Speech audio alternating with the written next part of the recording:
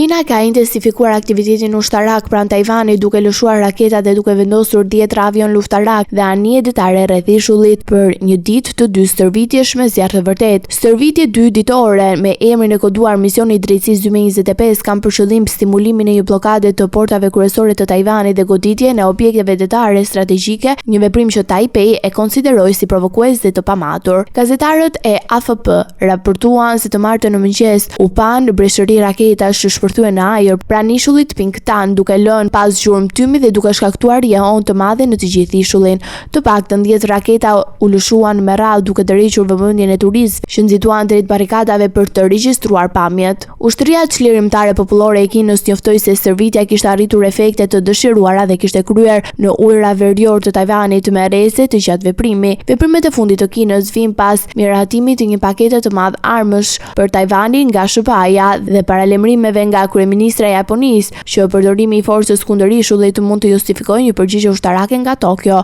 Autoritetet e Tajvanit raportuan se gjatë 24 orëve të fundit u pa 130 avion ushtarak kinez, 14 anije të marinës kineze dhe 8 anije të tjera të paspecifikuara. Roja bregtetare e Tajvanit vendosi 14 anije për të monitoruar aktivitetin dhe për të mbajtur një sy mbi lëvizjet e forcave kineze.